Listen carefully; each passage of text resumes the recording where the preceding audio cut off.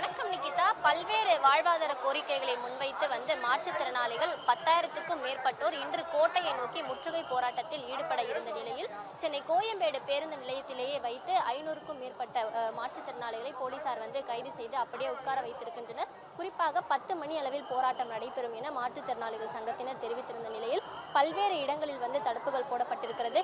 பல்வேறு பேருந்து நிலையங்கள், ரயில் நிலையங்களிலே மாற்றுத்திறனாளிகள் கைது செய்யப்பட்டு வருகின்றனர். குறிப்பாக இன்றைய தினம் சட்டப்பேரவை நடைபெற இருக்கக்கூடிய நிலையில் ஏற்கனவே தலைமை செயலக சாலை முழுவதுமாக மூடப்பட்டிருக்கக்கூடிய நிலையில் தற்பொழுது கோயம்பேடு பேருந்து, அதாவது தமிழகத்தில் இருந்து பல்வேறு மாவட்டங்களில் இருந்து சென்னைக்கு போராட்டத்தில் ஈடுபடுவதற்காக வருகை தந்திருக்கக்கூடிய 500க்கும் மேற்பட்ட மாற்றுத்திறனாளிகளை போலீசார் தற்பொழுது கைது செய்து அப்படியே பேருந்து நிலையத்திலேயே உட்கார வைத்திருக்கின்றனர்.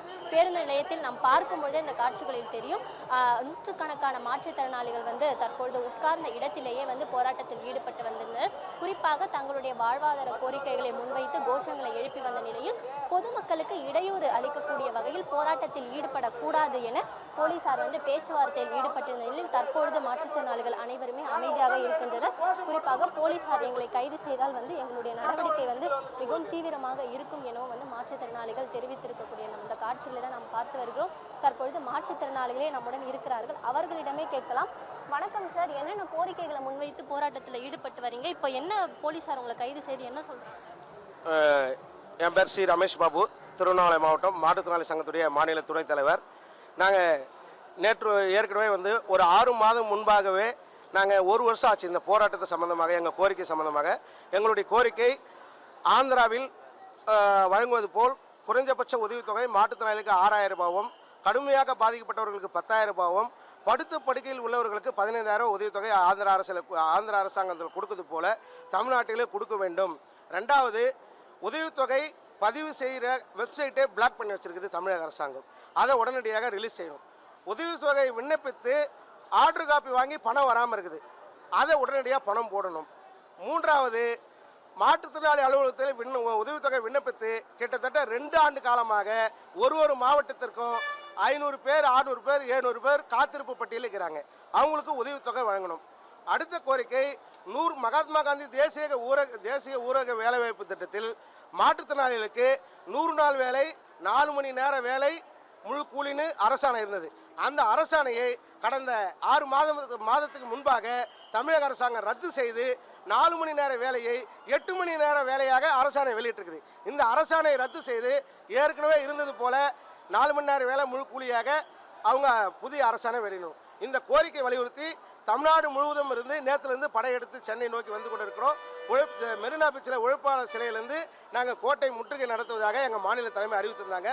அதன் அடிப்படையில் நாங்கள் வரும்போது பல மாவட்டங்களில் தவிர்ந்து செல்கின்ற மாற்றுத்திறனாளிகள் கூட இங்கே இருக்கக்கூடிய காவல்துறைகளை ஏவி அந்தந்த மாவட்டத்தில் மாற்றுத்திறனாளிகளை ஹவுஸ் அரெஸ்ட் செய்து வச்சுருக்கிறாங்க.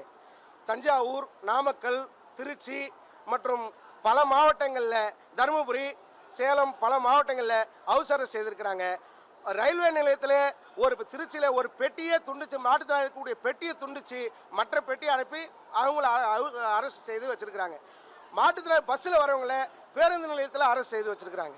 நாங்கள் இங்கே திருவண்ணாமலை மாவட்டம், கிருஷ்ணகிரி மாவட்டம், தருமபுரி மாவட்டம், இந்த 3 மாவட்ட மக்கள் இங்கே இருக்கிறோம். இந்த 3 மாவட்ட மக்கள் காலையில் நாங்கள் நைட்டு முதல் நாங்கள் இங்கே ப்ரெஸ்ஸை பார்த்து காலையில் எங்கள் காலை கடமை முடிப்பதற்காக எங்கள் வெயிட்டி பண்ணியிருந்தோம்.